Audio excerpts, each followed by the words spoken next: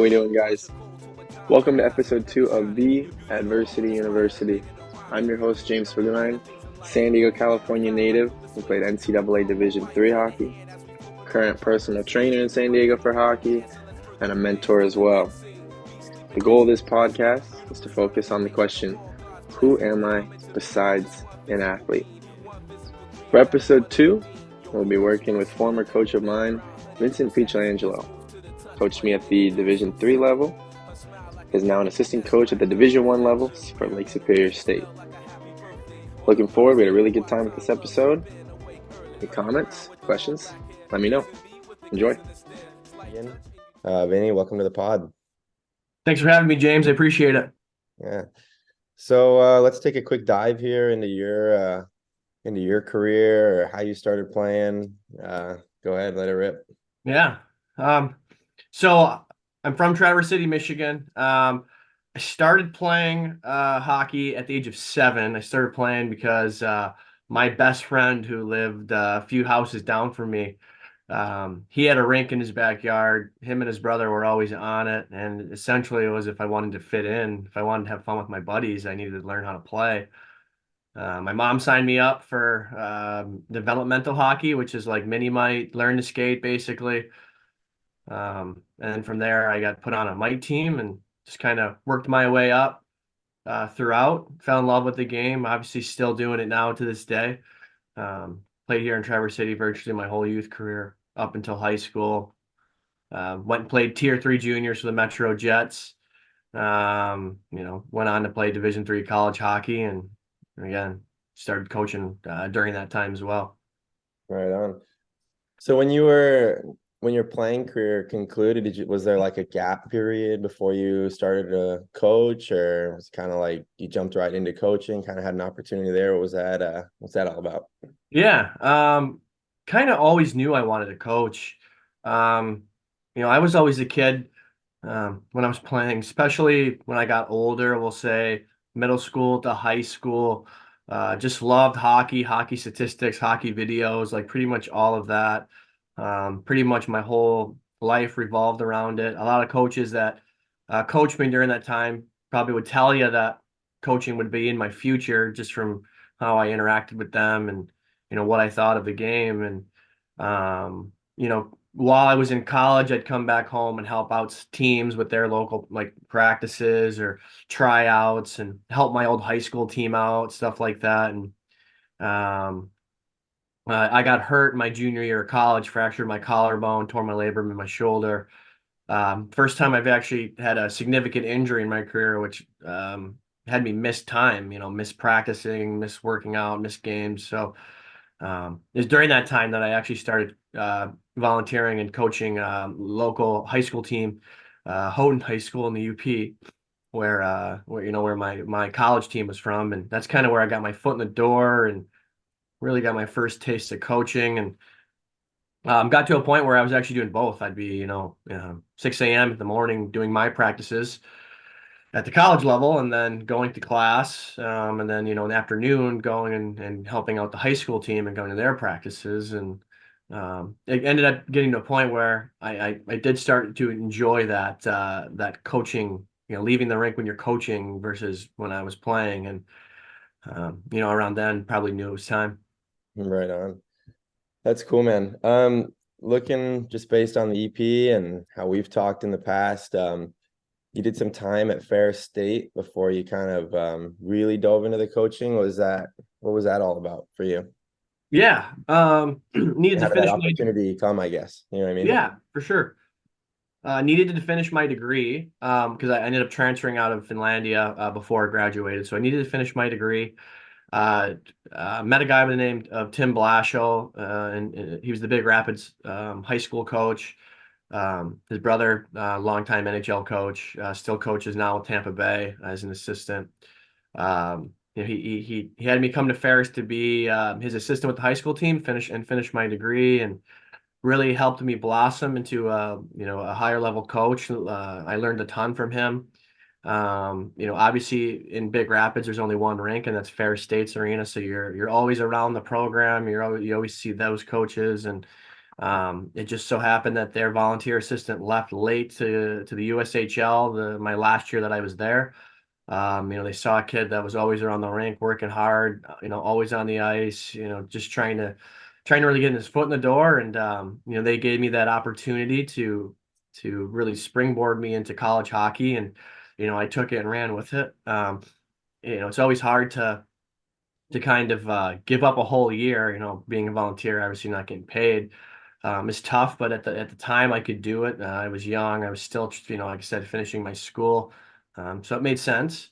And it was an opportunity where I just really sat back and got to learn a lot. Um, I tell a lot of people, like, up at that point of my journey playing hockey and coaching, it was still very young, and I still, I thought I knew a lot. I thought my knowledge of the game got me to playing a high level, which you can argue that it did, but when I got to Ferris, I was like, wow, I have a lot to learn. I've got a lot of knowledge still to learn, and I did, and I constantly found myself taking notes, which I'm not a very big note taker. I never was in school. Just wasn't me, but I had to. There was so much knowledge that I was learning on a daily basis, and I still have it all. Still have all of the notes from everything, and then I learned a ton of new skills too, which I never thought I would learn.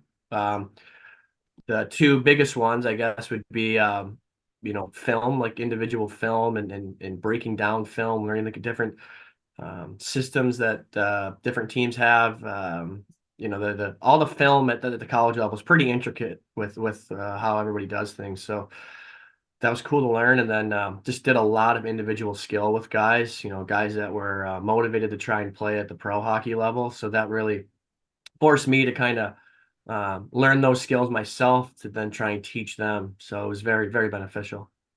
Yeah, that's awesome. I mean, for you, even getting a first gig like that at the NCAA Division I level, um, and then how did the opportunity? I mean, you're in Michigan your whole life, and then all of a sudden now you're in SUNY Canton, which we played there last year, and that's pretty far out there. It's in the neck of the woods. So how did that opportunity present itself to you? Yeah, it is up there. I'm glad you mentioned that. I hope you liked it up there too. It's Whiskey. yeah, it's I don't know. Canton's a place where I feel everybody who plays college hockey should go. Um, Canton, St. Lawrence, Potsdam, Clarkson, that whole area, very rich in college hockey tradition. It is said that you don't truly play college hockey until you pass through that North Country area, which now you can contest to having done that. Yeah.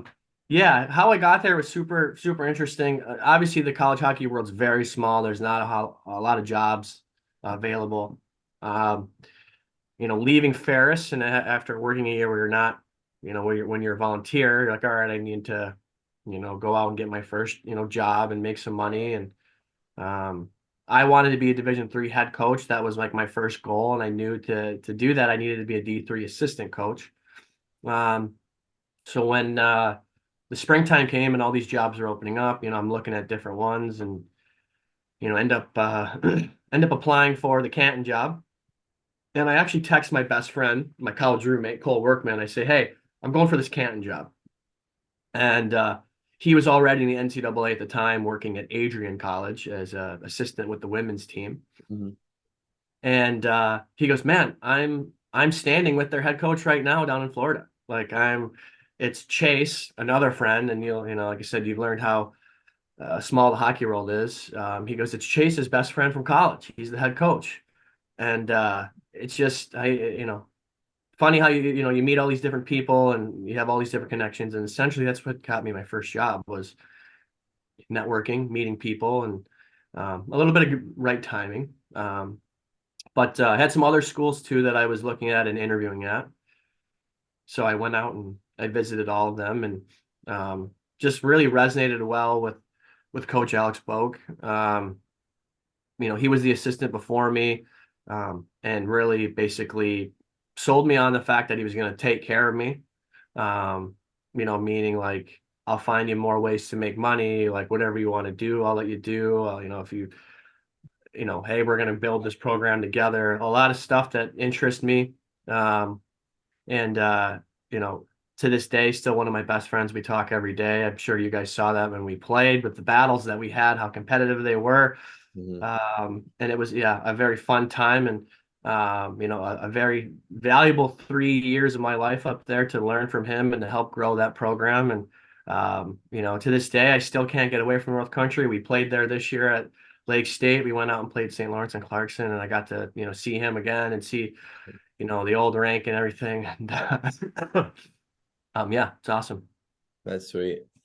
So I mean, I would say I would assume, I guess, when most coaches go from assistant to a head coach job, it's typically at the same program, or they go to a program that's already been established at that point. So for you coming to Arcadia, that must have been pretty gnarly for you. Like that's a first time program, a bunch of freshmen, a few upperclassmen. Um, how was that for you? Like getting that opportunity and really building something from the ground up? Yeah, it was an unbelievable opportunity. It was something I, really wanted to do since I was a young age. Um, I jokingly told some of my, high school buddies and youth hockey buddies, like, hey, do you remember, as a younger kid, all those times we, make teams in NHL and video games and play them. And I essentially looked at it like that was my job. I got to create something from scratch, and but that was, my own to showcase to everybody, and do it at a very relatively young age. I believe when I got hired, I was the second youngest at the time. Yeah. And it was a lot of hard work. It was a pretty long and thought out plan. I had a 25-page plan on how you would start a team from scratch, from day one of being hired to 1 year down the road to 5 years down the road, articulately mapped out on what the progression would be. And not many two people have seen it, but I would tell you, James, we were pretty spot on to where I thought we would be in those years and what the level of progression was like. Yeah. I'll tell you, like, that was the hardest thing I've had to do to date in the hockey world. Mainly to the recruitment of 30 players during COVID was extremely tough.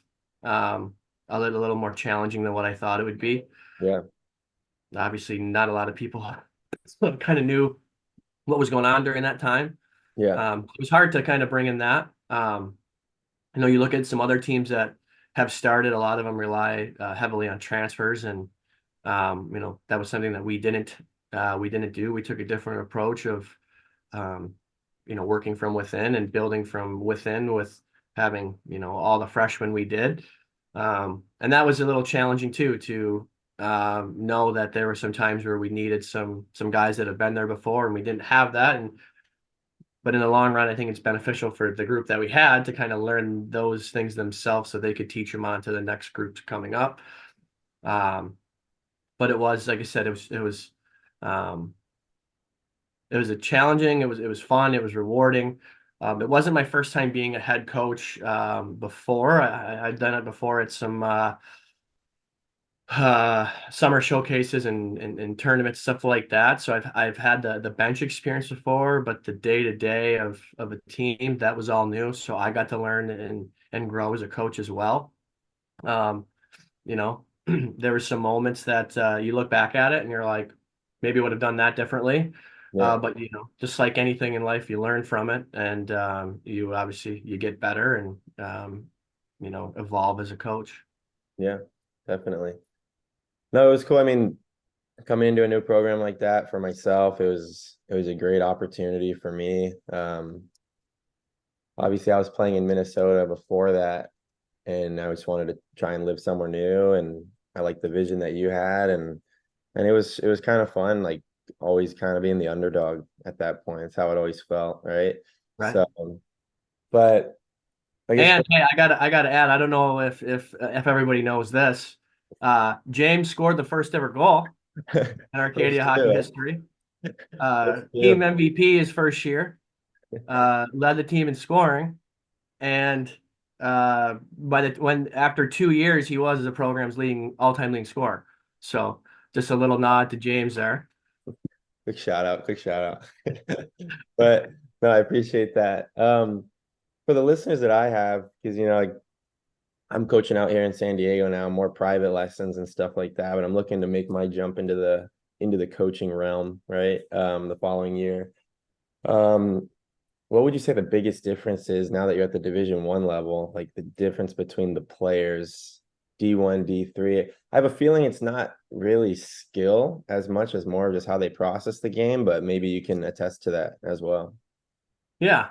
Yeah, the gap isn't as far as what you think. An example I have is at Lake State this year, we played Simon Fraser, Canadian University. We beat them 6-4. Arcadia, I also scheduled them for when I was still coaching Arcadia. They played them this year. Arcadia beat them 5-4. So it's like right there, right? The Yeah. caliber of players is right there. There's a couple things. Compete level and consistency, I think, are different. The skill level, there's some equally as skilled players that I've coached at the Division 3 level, but their ability to do it consistently and competitively is a little bit off. A Division 1 player's motor just kind of is always going more than what sometimes a Division 3 player it just lacks. It takes a couple shifts off, couple minutes off, stuff like that. Something I've seen. And I guess size, like our team at Lake State that I'm coaching now is much larger than the team that we had at Arcadia. Just both height and weight wise, just a little bit more physically developed. But there's, like I said, guys that could skate at that level. There's guys that guys that I have at Lake State that played with guys that are at Arcadia. I've got brothers of guys who played at Arcadia that are at Lake State. So there's a lot of connections, a lot of similarities, and a lot of closeness. But it's just that competitiveness and that consistency, I think, are the two things where, like I said, is probably the biggest factor that I see. Yeah, definitely. It's crazy how small the hockey world is, even from being from California. It's probably a little bit different than Michigan, where it's like if one kid commits Division 1 out here, it's like the entire state knows. But out here I don't know, like for me, I had to travel to get out of California to keep playing, right? So I got to live at, so many different billet homes, meet so many people along the way through juniors and stuff. And to this day, it's like I'll just cross paths with somebody because they play with somebody that I knew here, and it's fun. Hockey, I think, is a lot different than most sports in that way, Yeah, I just saw Ian Famulak the other day at Ferris. Beauty. Yeah, brought you up. Nice, So dude. yeah, That's it is. It's a small world. Yeah, that's hilarious. Um, so yeah, kind of cycling back to your coaching career here. Obviously, you started this program with Arcadia, and then you got the opportunity at the Division 1 level. And I'm sure for your goal is to eventually be a Division 1 head coach, I'm sure. So you kind of saw it as this opportunity. How tough was that decision for you to make, you know what I mean, going forward? Yeah. Yeah, it was when I left Canton, I told everybody it was the hardest thing I've ever had to do. Just because Canton and Arcadia were very similar, where Canton was very new to Division 3. I essentially got to rebuild that program. Um, and everybody who was there at that time were guys that I brought in. So it would have been four years worth of guys. Um, so it was very hard for me to leave that. Everyone told me there's never a right time, there's never a wrong time to leave. It's always going to be hard. Yeah. That was no different once I got to Arcadia. The only difference with Arcadia was that like it was truthfully something that was like, I don't want to call it like your child, but it was your thing that you built. You know what I mean? It was Yeah. at the end of the day, like wins, losses, whatever, like, I could say that I helped build that Yeah. program, and I made a lot of long-lasting relationships in that process. Some guys that I recruited for up to 2 years to come in for year one. So it was like another one of those. I was with them for 4 years. There was ups and downs. I had a lot of like I said, there was a lot of things that went into that. But when the opportunity came, um, I just felt like it was one that I couldn't pass up. You find, and I'm sure, you can remember me talking about this, but I was always very big on goal setting and, how are you going to reach your goals and what are your goals going to be? And, goals evolve over time where, at a certain part of my life, my goal was to be a Division III head coach and build a team from scratch. And I was able to accomplish that. And once that goal was reached, it was, what is my next goal? And, like you touched on, I would, say my next goal was I want to be a Division I head coach. Statistically, your best way to be a Division I head coach is to be a Division I assistant first. So looking at that, that's what I felt I had to do. And to get there, one of the things I really, I guess, struggled with was networking, meeting people. And, this summer, it was something that I did. I networked with a lot of different coaches. Lake State, fortunately enough for me, is very close to home.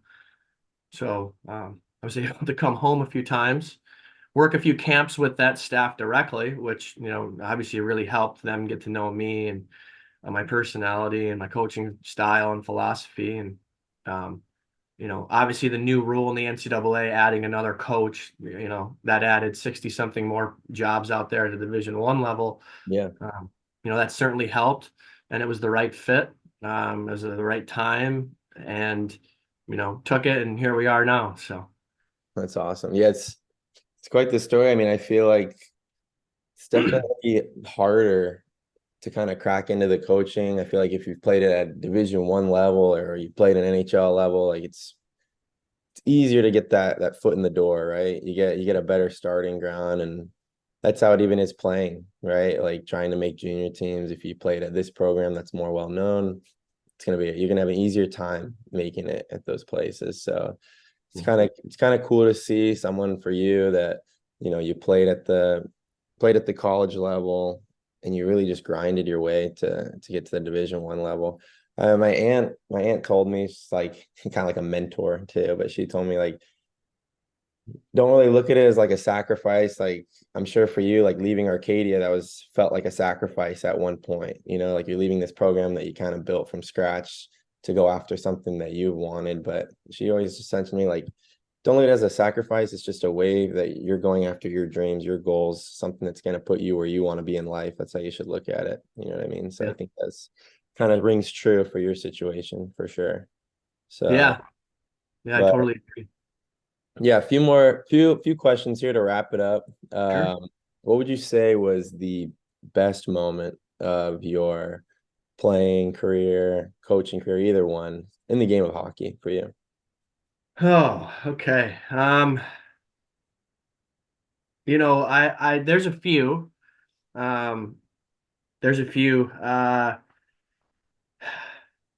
say that winning the WCHA Final Five championship at Fair State and going to the national tournament um, was something I'll never forget. I was young, right? It was like my essentially my first year in NCAA ice hockey. Um, and you don't know it at the time. My brother said it, but my brother and my mom came out to the national tournament to surprise me. Um, and my brother was like, it's a crazy game, and you'll never know if you'll ever get back to the national tournament. So we have to be here for you this first year. Yeah, Never thought of it like that, and we're 10 years removed from that almost, and I haven't been back yet. So yeah, it's hard to get there, and it's something that I'll always remember. Um, Two other ones I have, I'll just have one. I'll say one at each stop I've been at. Canton, um, when we beat Potsdam in overtime, my third year there, which is a big rivalry game, but we did that to go over the amount of wins we've ever had together. Me and my boss and I, and my old boss and I in the program. mhm, And I remember just being so excited for that. It's the reason why I came back. I really believed in the product that we were putting out there, and I wanted to see it through. And I just remember, after just, hugging on the bench, and that's right. Like that's why we came back to do this. And then obviously our first ever win at Arcadia is a huge one. Just to kind of, know winning is hard at the college level. Um, and just to have that feeling with the group, to know that, we can do it in the way we did it. Being on the road, it was a lot of fun. And it's something you'll always remember, the excitement, the adrenaline, everything. You remember the group, the lineup, the roster, the line you were with, the people who scored. Like it's even down to the last minute of the game, the late face off, the block shot, like everything you Yeah, remember. So those are probably be the funnest moments. that's awesome. So yeah, I mean, I guess the whole point of the podcast too is another question here for you is I do my training on the side, but the whole point of this is, at the end of the day, whether it's playing, coaching, but more specific to the playing side, no matter what sport you play, when eventually the game stops, whether you play in the NHL, whether you stop in high school, whether you stop in college, and it's kind of like rebuilding this like identity, because you look at kids today, it's like, oh, I play for this team, I play for this team, and that's how I felt. Like, oh, I play college hockey here, I think I'm a hockey player. So I guess, who would you say that you are besides a hockey player, besides a coach? What do you want to be known as, Yeah, that's a deep question, James. Yeah, yeah. Yeah. It's deep for sure. Yeah, it's hard. I mean, I've been, hockey my whole life, still am. I would want to be, known as, you know, a, a guy who's been a positive influence in a lot of people's lives. Um, who's been there for people when they've needed. Who's been the ear to listen to, when they've needed some of that, and I feel like I've done a good job with that. You'll find that coaching is more than just X's and O's, and you get to build those relationships with people. And um, I want to be known as, that person that's been there for guys when they've needed it in their lives. Yeah. Yeah, I can preach to that one. You've been there for me in some pretty rough patches of my life. So definitely rings true. You hit it right on the head there. Last question that I have for you. Money wasn't an object. What's your life look like? Oh, um, I'm honestly probably in the same role I'm doing now. Probably not getting paid for it. I'd be a volunteer again. More of come and go as I please, which I'd probably be there majority of the time. But I'd have some boats, some racing boats, as you know, that's my other hobby. Oh, yeah. Um, and I do a lot of that. I do a lot of traveling. I'd give a lot of money back to different hockey charities, whether that be learn to skate programs or um, you know programs that give gear to kids who need it, so hockey can be accessible. Um, Mainly because I mean it was a game that really shaped me and grown me and been a huge part of my life, and want to give that back to other people. Um, but yeah, those would be my things. I'd still be working in it. I'd probably be enjoying a little more sun, a little more travel, and a little more boating. Yeah. So you still live in Michigan then, or would you live down in Havasu, you think? I'd probably I'd probably be here, but I would for sure be in Havasu a lot. Right on. Yeah. All right, man. Well, thank you so much for being on. I really appreciate it. This was fun. We gotta catch up more. Definitely keep in touch. So I really appreciate taking the time out of your morning and being on. So Yeah, no problem, James. Happy to help, and I'll be out west probably this spring, so I'll have to let you know. sounds good. Well, have a great Christmas. Have a great New Year's with your family, and we'll talk soon. All right. All right, thanks, James. All right. Take care.